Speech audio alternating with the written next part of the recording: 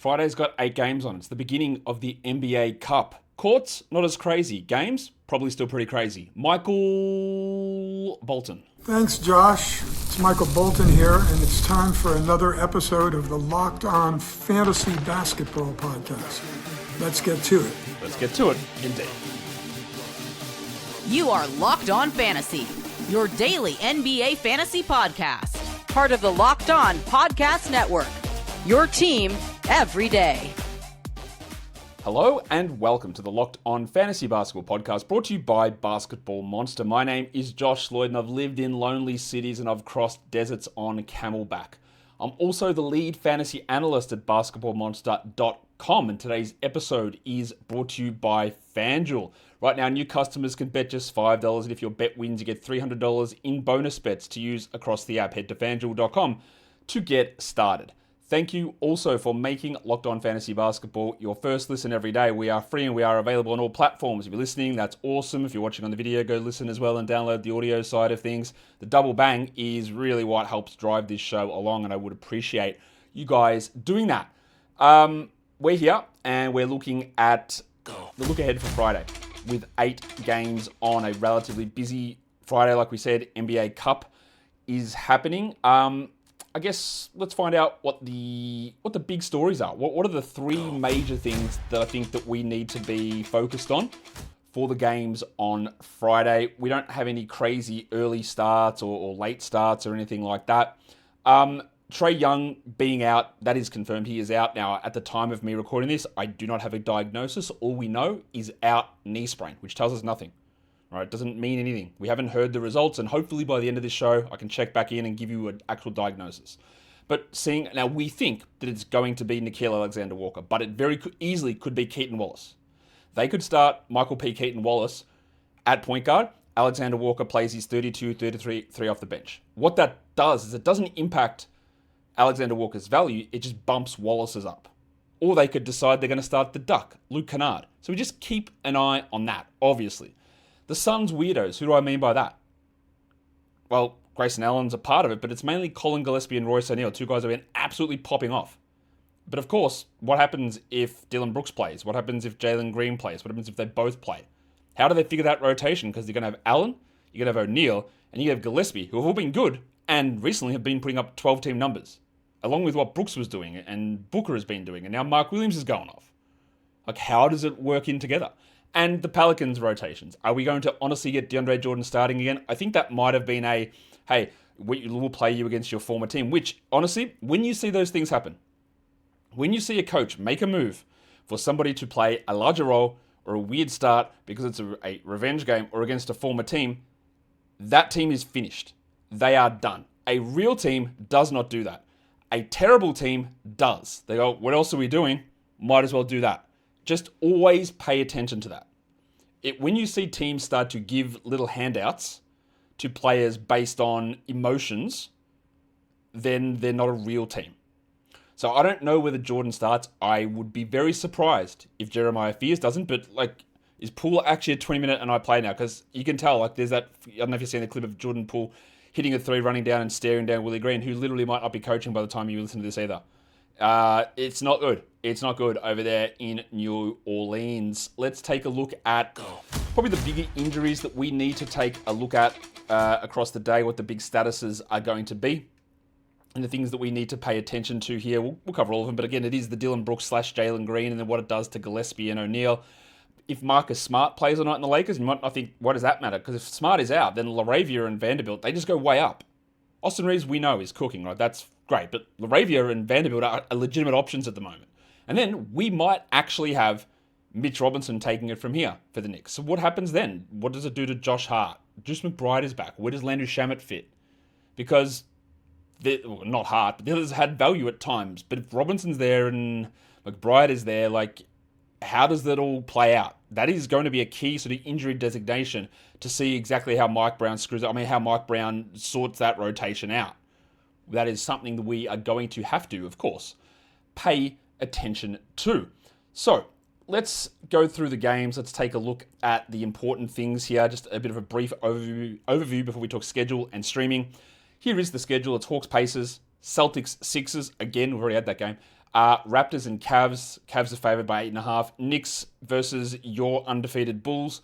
Lakers and Grizzlies. Nuggets and Blazers. That should be a good one. Jazz and Suns is going to have so much fantasy value. I think we've already seen that game as well. That is going to have, oh my God, there's going to be a lot happening there. Look how big the totals are, by the way, for the ones that are released. 236, 236, 235, 237, 234.5.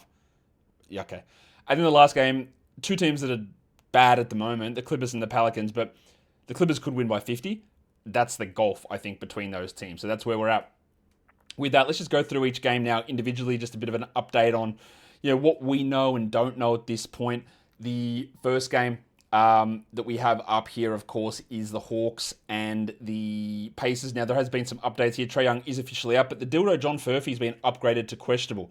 So maybe we're going to get some Furf in there, and that's interesting because obviously their lack of guards is pretty significant. And if Furphy is available, I love what he did in preseason. His summer league was ridiculous. And even Taylor Peter has been upgraded as well. So while we might like our camcorder legend Ray J. Dennis, or we're looking at what, for some reason, Ben Shepherd's doing, like adding Furphy and Peter back in there could be significant. We'll take a look at that when it happens. The next game, we're going to the Celtics and the Sixers. Domi Barlow is out, and I really do not expect that Paul George will be available in this one. And that means it's the same sort of stuff that we've had the last couple of games, and we expect that Embiid remains on a minutes restriction of around 20 minutes. The next game is the Toronto Raptors and the Cleveland Cavaliers. Garland is out. Pirtle is out with that back. Jarrett Allen broke his finger, apparently before the game yesterday. He's going to play through it, but just keep an eye on that, because if that starts to become a problem, broken fingers can take... If you actually wait for him to heal, it's like a 3 to 4 week thing. It's not as bad as the hand, but we watch that. Scotty Barnes limped off the court at the end of the Raptors last game. He's fine, though. And Sam Merrill missed, and he is officially questionable at the moment on the Cavs side. If he is out, we saw Jalen Tyson do more, but it helps Lonzo Ball as well do a little bit more. The Knicks and the Bulls, Kobe White remains out. And then I said Mitchie Robinson's questionable. Gershon Yabusele is questionable and not up to it doesn't seem like. And Juice McBride is returning. He's listed probable, so he will play. And then that's, again, what happens to Hart? What happens to Shamet? What happens to Robinson? Like, who starts? Because last game it was Shamet. It was McBride. It's been Huck Porty. Or it could be Robinson. One thing we know is it's not Josh Hart. Unless they change their mind again.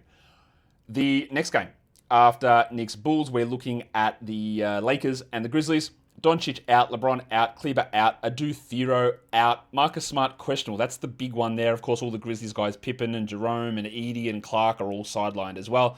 Smart in, I don't think we use him, but it just puts a little bit of a dampener on a Vanderbilt. It puts a bit of a dampener on your 40-team leagues, Bronny Jameses, and on Laravias and things like that.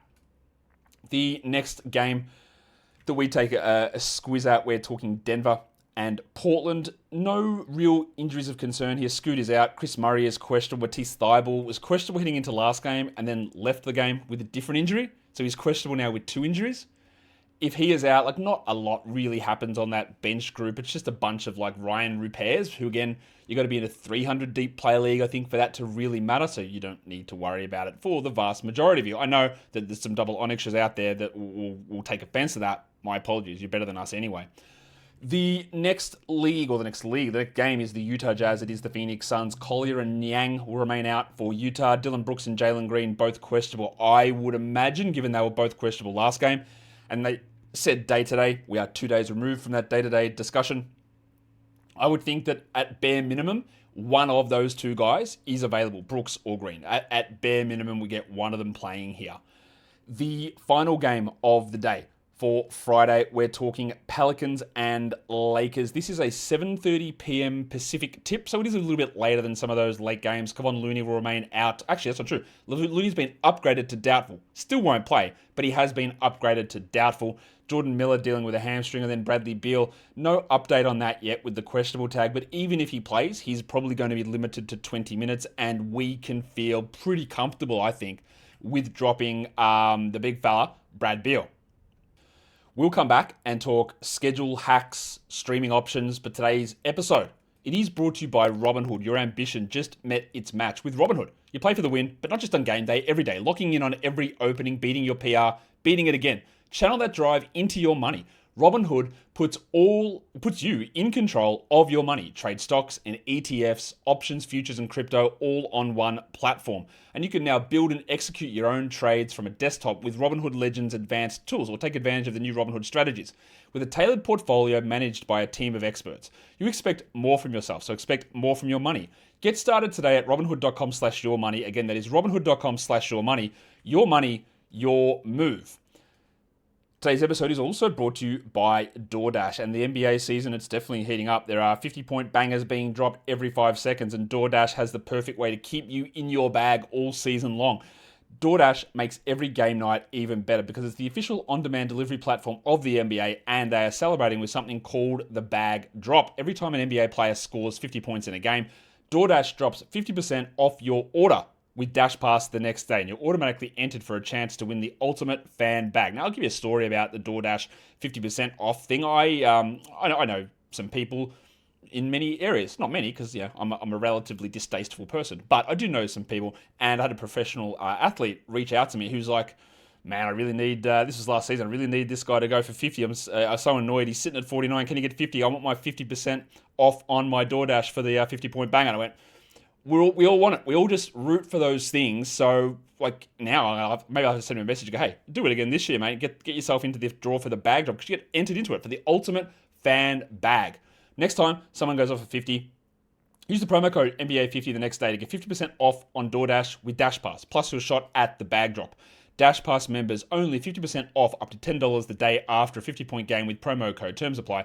No purchase necessary. Ends on April the 13th. Open to US residents 21 years or older. Visit visit DoorDashinYourBag.com for full details. DoorDash in your bag all season long.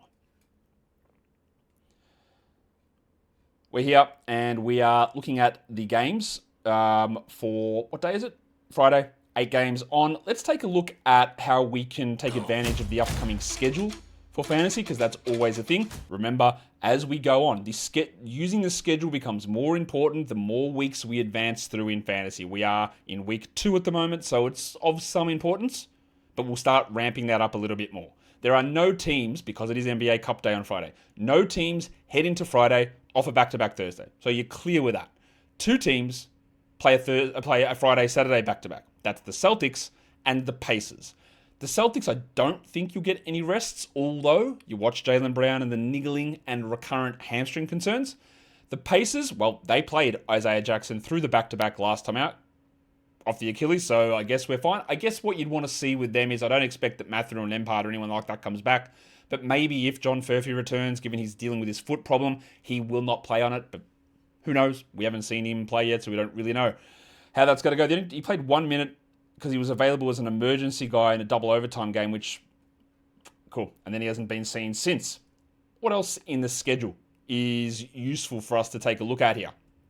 Well, you know that we like to look at chunks. What happens over the next 5 days? Well, the next 5 days are all streaming days. Friday through to Tuesday, it's all streamable. You can use all those days to get value in. And the following 5 players and their associated teams play 3 games. There's actually about 10 teams, I think, playing 3 streamable games over the next 5 days. So Josh Minot is just a must-add player. Ryan Rollins is also a must-add player, but all Celtics and Bucks have the same schedule. I know, and I'm going to say these names a few times today, I know Aaron Nesmith has been terrible. I know that Aaron Nesmith has tried to ramp up and has been bad. But at some point, the thing that you look at is Aaron Nesmith's minutes are good and his usage is up. And at some point, he will not shoot 18%. You will have a game where it pops off. That will happen. He will hit 40% and give you 18 points, 5 rebounds, 2 assists, 2 steals. And you go, oh, all right. It's been painful.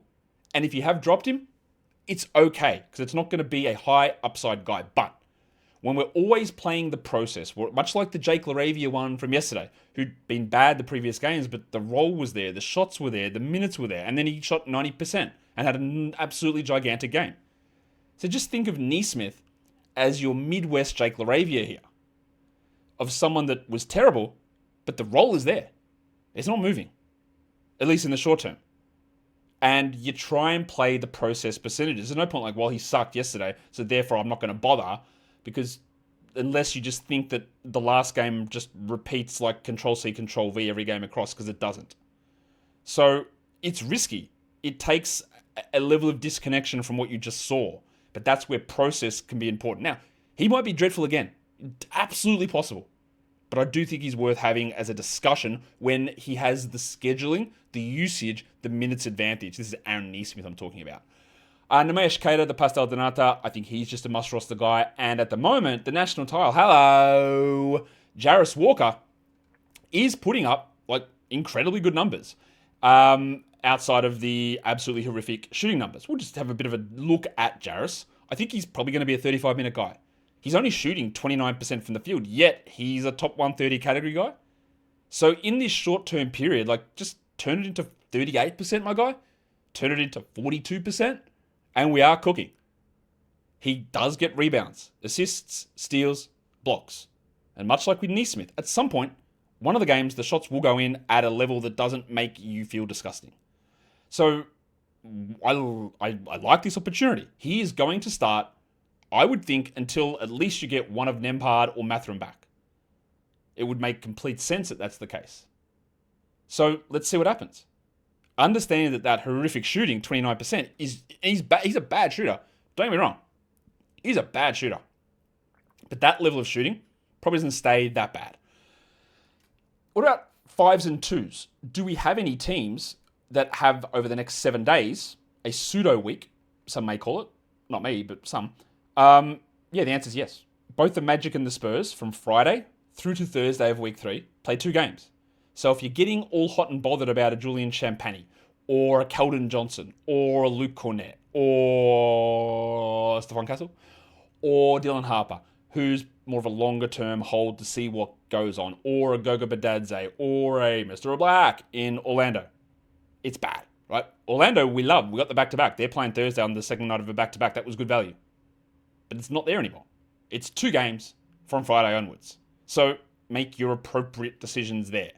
And one of the things about this point of the year, which I've again, stressing about the sliding scale of future versus now at this part of the year, attacking chunks in this part of the season is more important. And why is that? Because it enables you to get a game's leg up, which is a phrase that sounds yuck, but yeah.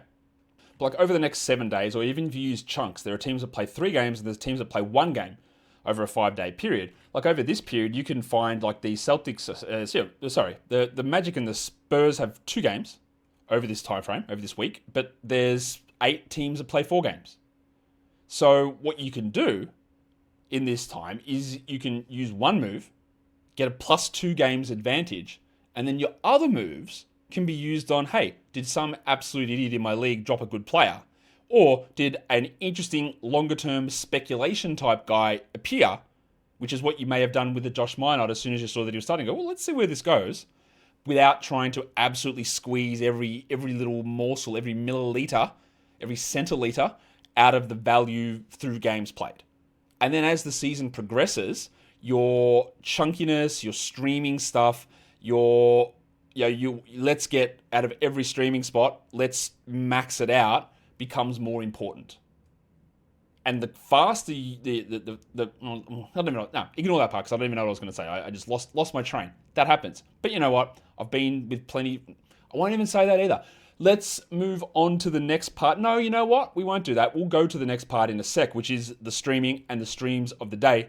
But first of all, today's episode, it is brought to you by FanDuel Sportsbook. The NBA is back, and there's no better place to get in on that action than with FanDuel, the official sports betting partner of the NBA. With the NBA, you know that you can get in there and you can place bets before it. You can look at spreads and totals. You can look at futures. You can look at parlays, same-game parlays. But you can also jump in live. Halftime, something's happened.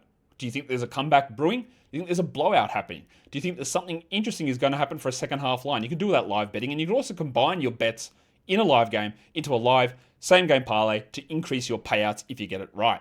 Right now, FanDuel is also giving new customers $300 in bonus bets when your first $5 bet wins. So go to FanDuel.com to sign up and play your game with FanDuel, the official sports betting partner of the NBA. And don't forget to gamble responsibly.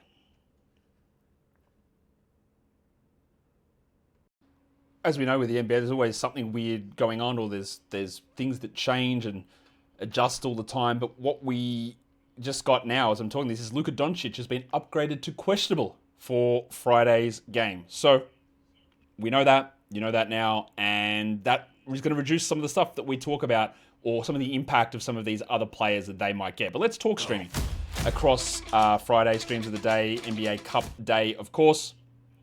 I don't know why I said of course, because maybe you didn't know that. Maybe you didn't hear the start of the show. I don't know. Let's talk about streams of the day. I do like Jarace Walker, hello, a lot for 10-team leagues. For 12s, I'm going to go with Lonzo Ball, with Garland still out and some questions around Merrill. I do have Jake LaRavia still as a 14-team league guy. Of course, Luka there is going to push that back a little bit, so if you don't want to do it, I understand that. And then for 16-teamers, I've got Jock Landale. And then when we go to points leagues, for Yahoo and for ESPN points leagues, we're jumping in on the big fella himself, and that is Nickeil Alexander-Walker. That's for both Yahoo and for ESPN points leagues. We expect a jump up in value for him without Trae Young. So he's been playing around 30 minutes anyway. I expect that he goes well over that. He's already averaging 31 fantasy points per game. I'm projecting him at least over 34. That could hit 40. He is a shot chucker, so there is variance in what he does, and he's going to take on a larger role. Now, he has played point guard in the past, did it a little bit in Minnesota, did it a lot for the Pelicans. He's not a fantastic passer. He's not a fantastic point guard, but he's going to have to take on that role. So we're expecting some pretty good stuff, although the shooting does create quite a bit of variance in what Alexander Walker is able to do. Let's take a look at the 10-team stream, guys. Again, understanding that the potential arrival of, or re-arrival, or return maybe, of Luka changes this. So, Jarace Walker, Collin Gillespie, Lonzo Ball, really like them. The next two are LaRavia and Vanderbilt. Now, if Doncic is out, we're still liking those guys. If Doncic plays, well, they push down, especially Vanderbilt, who's going to need a lot of those minutes, but LaRavia pushes down from that list too. For 12-team leagues, we've got Jock Landale, we've got Jeremiah Fears, who I expect will continue starting for the Pelicans, camcorder legend Ray J. Dennis, Vanderpants Kevin Huerter, Ben Shepherd. It's rough, it is rough, I get it, but I do expect that he continues to start, and those Pacers guys do remain out. So, yeah, look, you're trying to trust the process there, but yeah, it might not work. And then for deeper leagues in categories, we got Yusuf Nurkic, who's playing really well, limited upside, but playing well. Tony Bradley and Jay Huff, you just never know with Indiana which one it's going to be. Kentavious Caldwell-Pope is available in a lot of spots. And Chris Dunn. And that Chris Dunn one hasn't been great, but there is always the chance of a 3 steal, 4 assist, 7.23 game. And it helps if Bradley Beal is actually out, which I don't know at this stage. For Yahoo points, it's actually going to be the same list for ESPN points as well. Nickeil Alexander-Walker, Jarace Walker, Aaron Nesmith, Quentin Grimes is available in over 65% of leagues, and so is Josh Minot, who has jumped up, but still just widely available. Now, the golf in Minot's category value and his points value is pretty significant. He is still a guy to grab in points, but he is an absolute grab in categories. But that's why he's lower than these guys in a points league format. And then we go to ESPN, same names, Nickeil Alexander-Walker, Jarace Walker, hello, Aaron Nesmith, Quentin Grimes, and Josh Minot. And that is a daily look ahead. Friday, NBA Cup, first set of games. Value for us there, the Luka Doncic one streams pretty big in terms of how it impacts us for fantasy, but how you impact me for fantasy is by thumbing, commenting, banging, audio, video, subscribing, all that stuff. Guys, we are done here. Thank you so much for listening, everyone. See ya.